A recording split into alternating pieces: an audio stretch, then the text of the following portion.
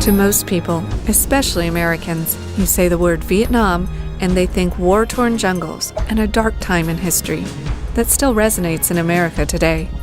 But in Vietnam, it's a different story. This tropical Asian country, once the scene of countless images of battles and wars, now proudly shows off a new, thriving tourist scene. The old communist capital of Hanoi, with its frenetic streets. We're on a rickshaw and there's bikes everywhere and it's crazy. And colorful markets selling all sorts of things. I just saw eels, and squids and octopus. Provides a unique mix of French colonial history, war remnants just now being uncovered. Oh my God, I don't know how to get up. And Asian culture. People leave all this money and no one takes it.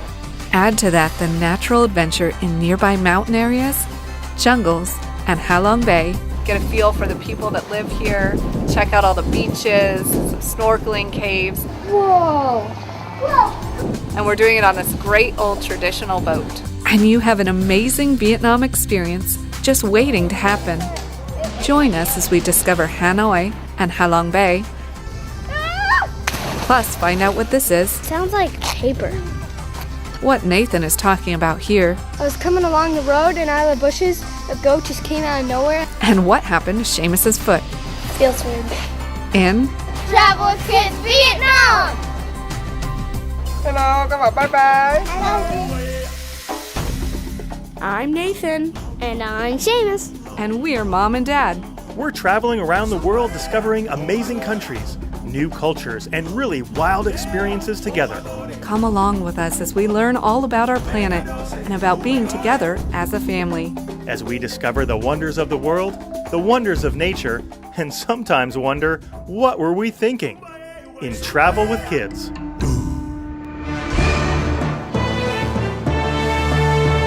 Once known as Thang Long, City of Soaring Dragon, Hanoi, which means city in the bend of a river, served as the capital of French Indochina, and now of Vietnam. Located in the north about 100 miles from the Chinese border, Hanoi is accessible by train and bus from Laos and China. We're taking a 3-day train from Beijing, China, straight through to Hanoi.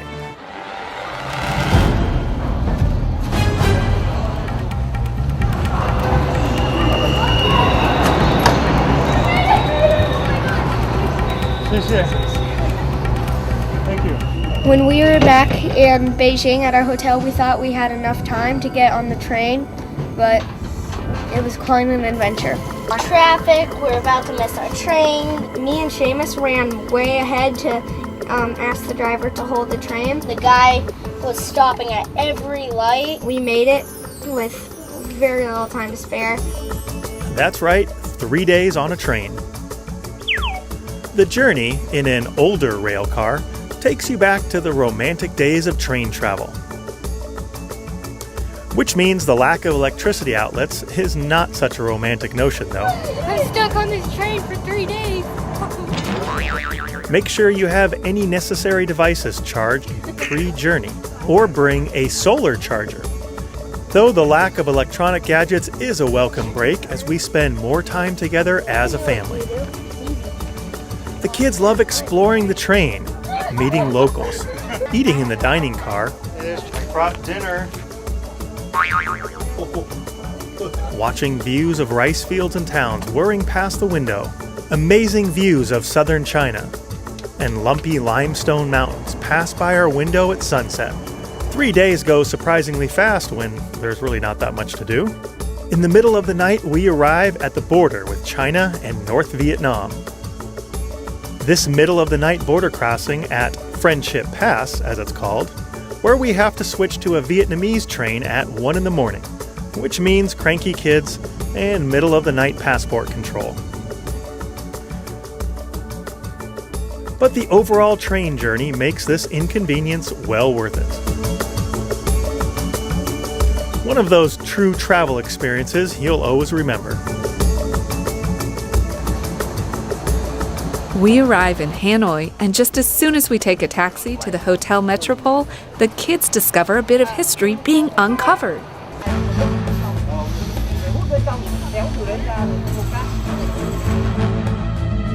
Where's he going? It's going inside here.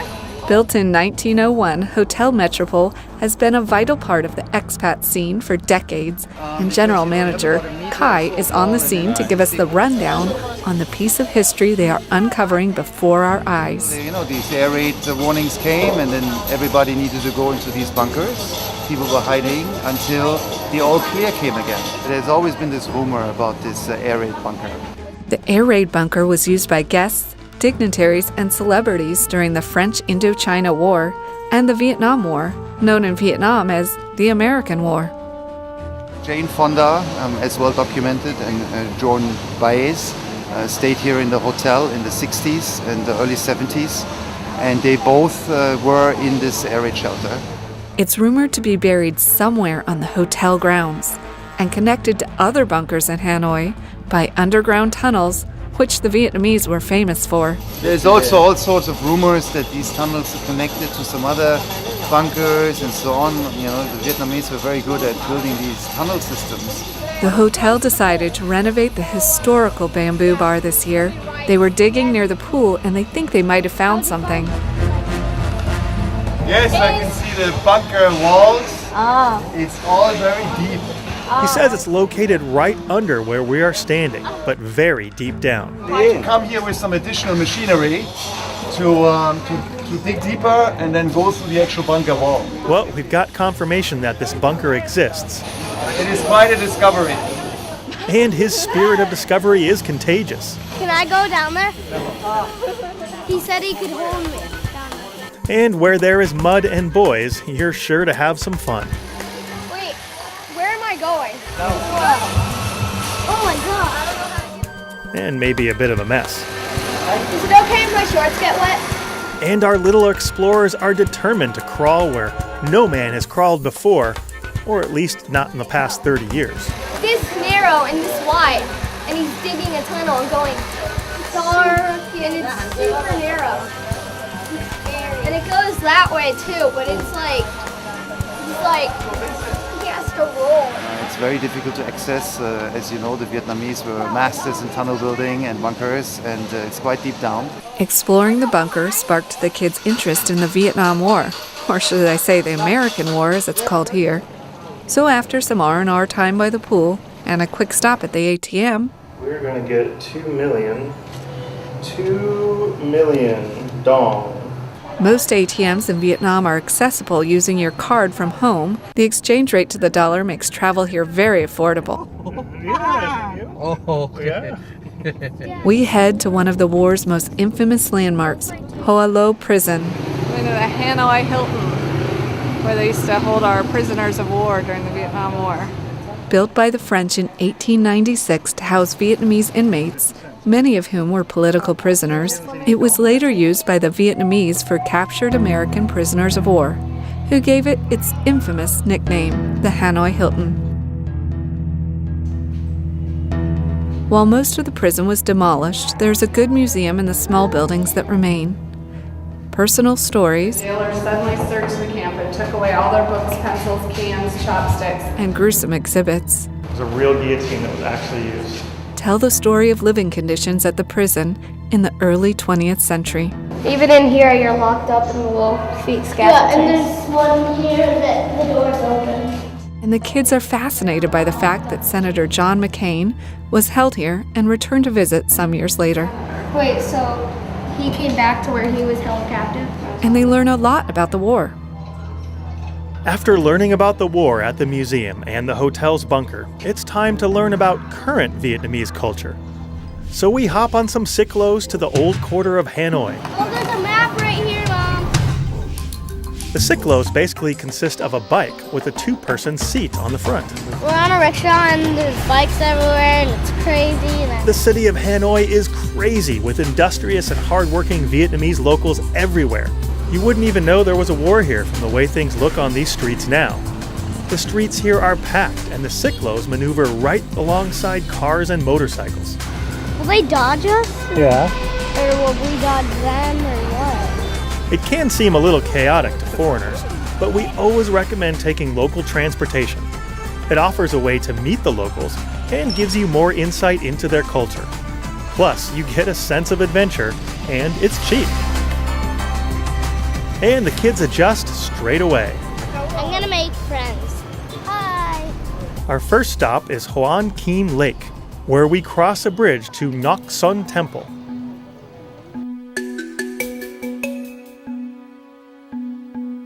Do you have to light it? Dedicated to soldiers, physicians, and students, the temple is packed with people, and the kids are fascinated by the variety and value of the offerings. There's a lot of peace offerings. People leave all this money and no one takes it. There's a lot of Oreos and cakes and food. And a lot of people put stuff on like she just did. These, they put them in a stack nicely. And they notice the generosity of the Vietnamese culture. They offer so much. And the huge spirals of incense. This is really cool. Like it goes round and round and round. It's one of those smoke things, but it goes all the way around. Oh, how are you? Em bông. Em bông à? Là em cu. À thế à? Thấy anh cu, thấy em bông à?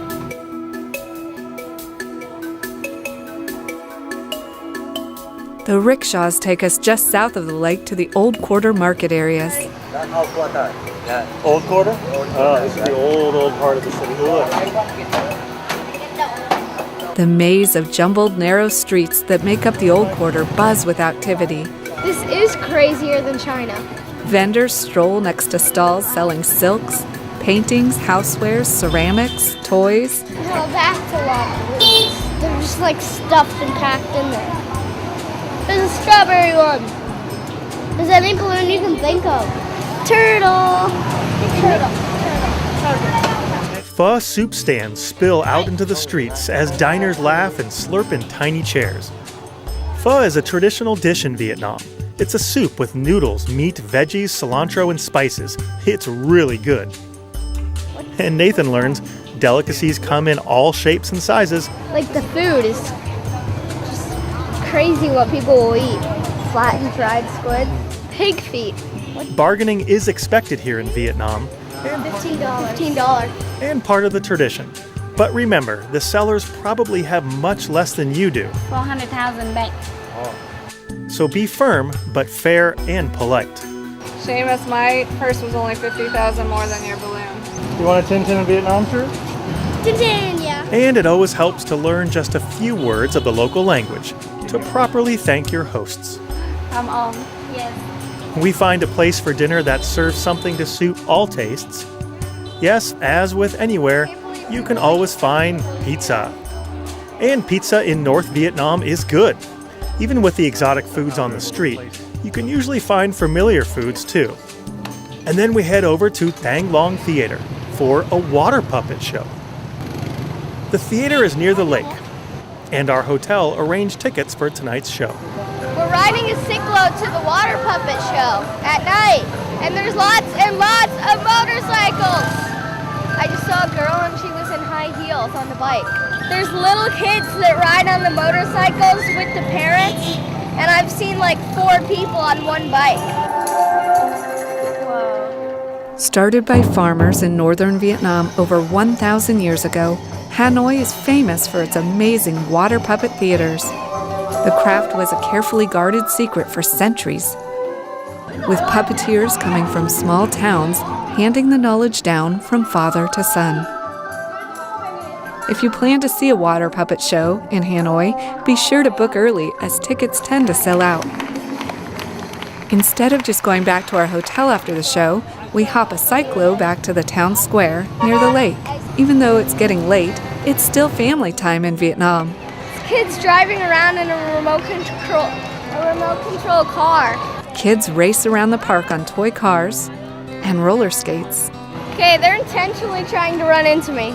It's amazing to watch these families playing, laughing, and having fun. 3, 4, 5, 6, 7, 8, 9, 10. Huh? Just a generation ago, this would not have been possible. The town square scene is just like you would see in any European city, and it's a great way to interact with the locals. Today, we're heading about 60 miles east of Hanoi to the ocean and Halong Bay.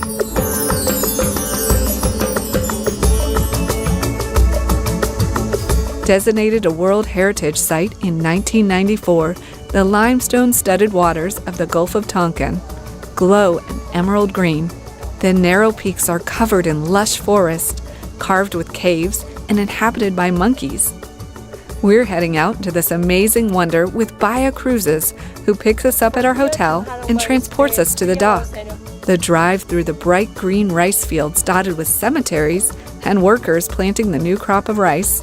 It takes just over 3 hours to get to the harbor. 1,000 years ago, when the king sailed the boat on Kai River and he saw a cloud make the shape of soaring dragon, the king decided to move the ancient capital to here and establish the new kingdom. And in no time, we arrive at the dock and board our ship.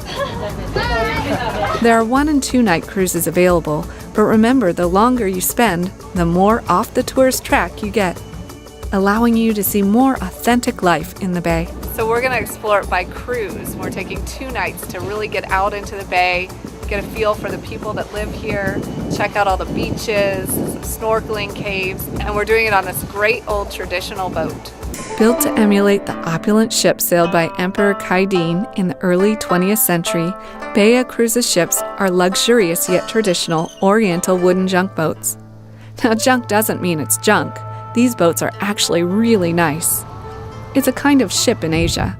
They seamlessly combine Vietnamese style with modern comforts. With less than 20 luxurious cabins per boat. Whoa! Oh, this one.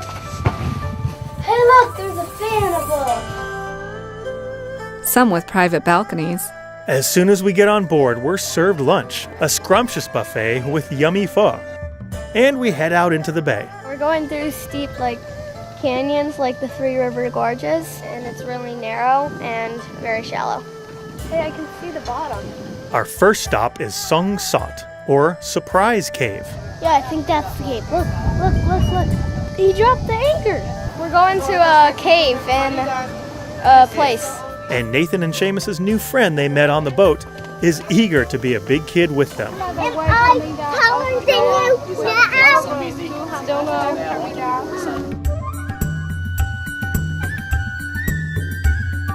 The cave's 3 huge chambers offer dramatic scenery. So Halong Bay is the second biggest spot with the most stalactites in the world. Oh yeah, it's wet over here. Yeah, there's a stalagmite thingy. Is it stalagmites?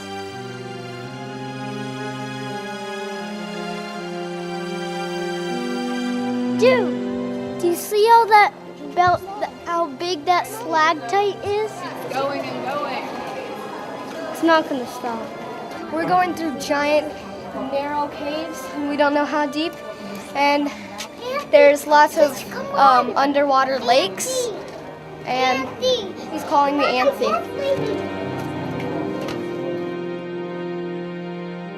Like a Batman's lair in movies, it'd be evil genius hiding from something. It totally looks like Indiana Jones with the light beaming in on it.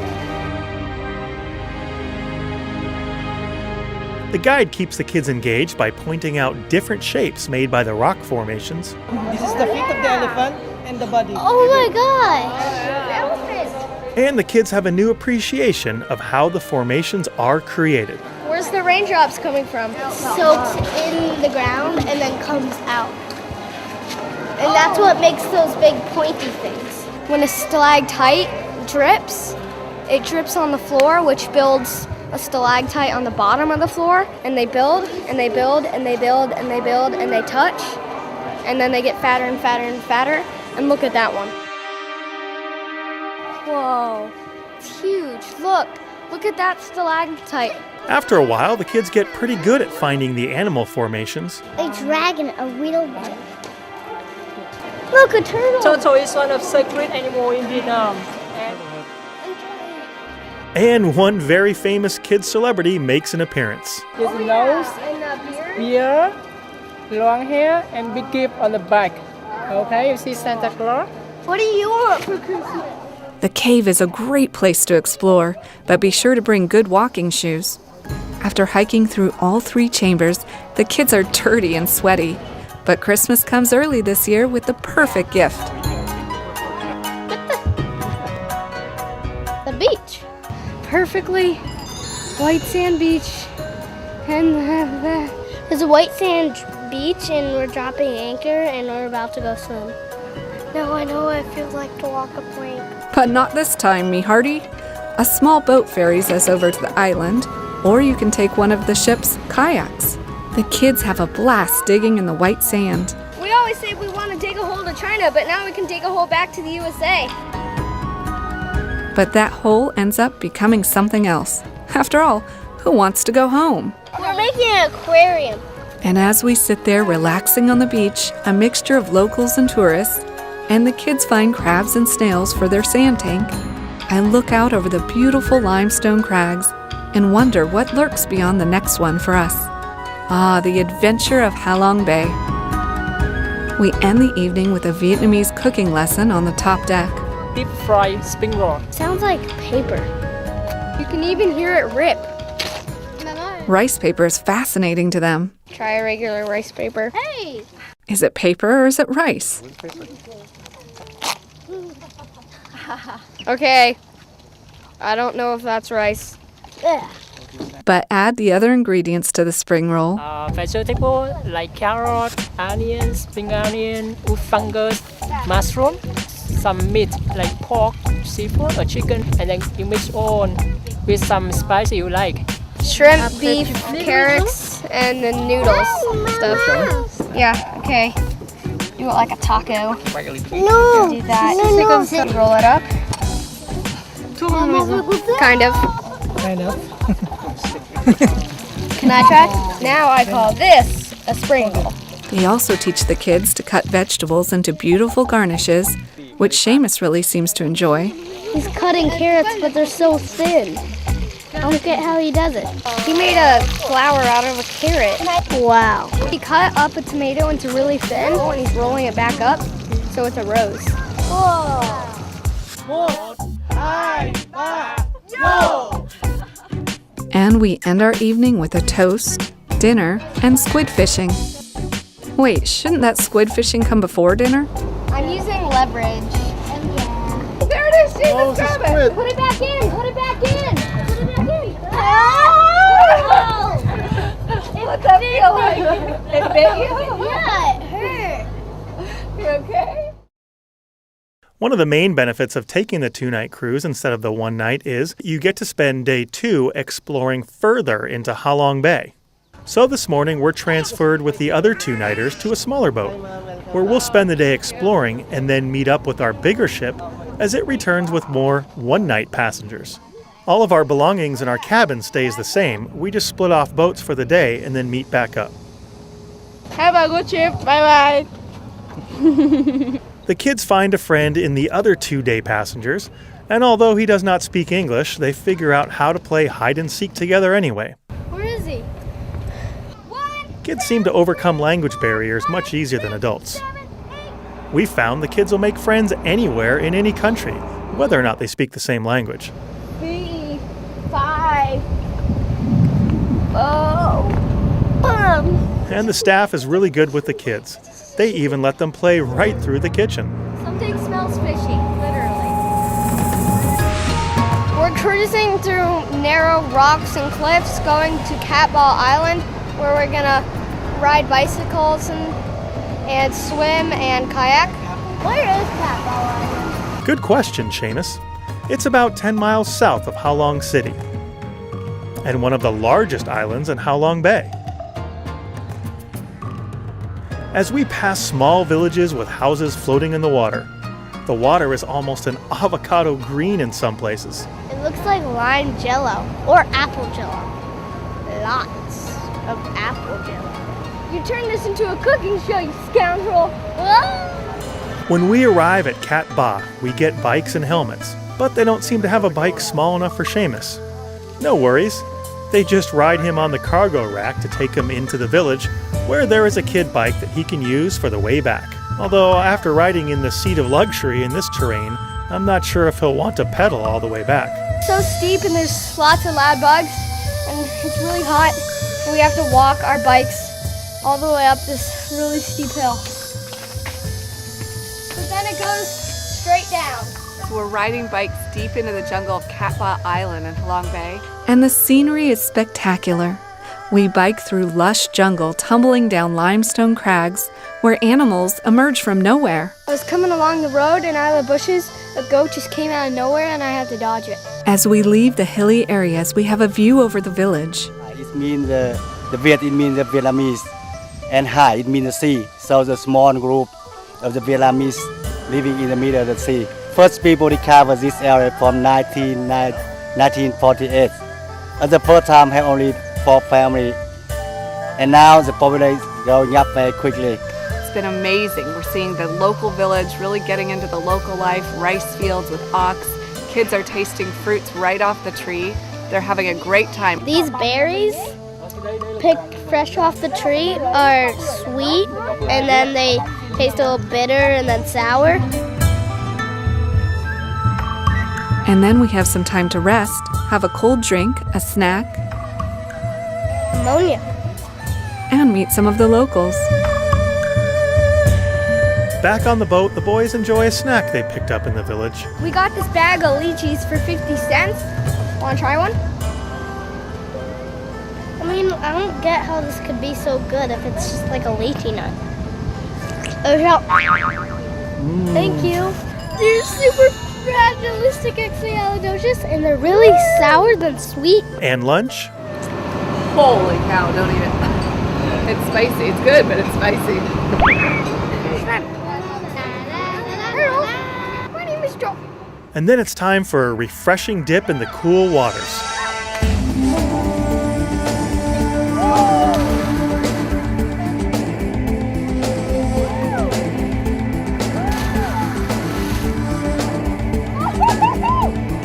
And then we hop on the ship's kayaks and head out to explore some limestone formations and nearby caves.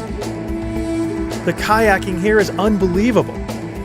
We make our way through narrow streams that open up into bigger areas, surrounded by lush green jungle. In the water, we pass a pod of jellyfish that glide through the water with graceful movements.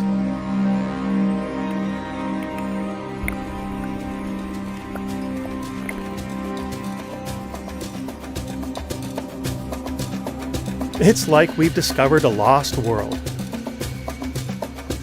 It's a one-of-a-kind experience we'll always remember. When we were kayaking, we went through really narrow caves and we saw lots of jellyfish, really cool jellyfish, and monkeys wrestling in the trees. Back on the main ship, we enjoy the views on our balcony before dinner. And then the kids get into another rambunctious game of tag while we go and relax with the other parents. But suddenly we hear a thud, and Seamus comes limping up saying he hit his foot on one of the high door jambs common to ships. And as the night goes on, we're getting concerned. The ship's manager has a look and decides to call the Hotel Metropole in Hanoi. It's a long journey back, and we're not sure what to expect from a hospital in North Vietnam. They've arranged transport to take us to the SOS International Clinic, where an English-speaking doctor, who's actually from a city near ours back in the United States, examines Seamus's foot and takes x-rays. So we had a little accident on the boat and Seamus was running and jammed his foot into the doorway. And luckily for us, there is an international doctors organization called SOS International, and they've managed to x-ray his foot, and we found out that he broke 2 bones. So there's a doctor here that's cast his foot and given him some crutches. But while the doctors have fixed him up, we have to decide what to do. Reschedule a missed flight to Ho Chi Minh City in the south of Vietnam and continue on with the next few weeks of our trip. Or do we actually have to head home early? The cast is removable to make it easier for baths and swimming, but the crutches don't fit quite right, and with all our luggage and the regular challenges of traveling with kids in general, Will this prove too much? Find out how the story ends in the next episode of Travel with Kids, or visit travelwithkids.tv.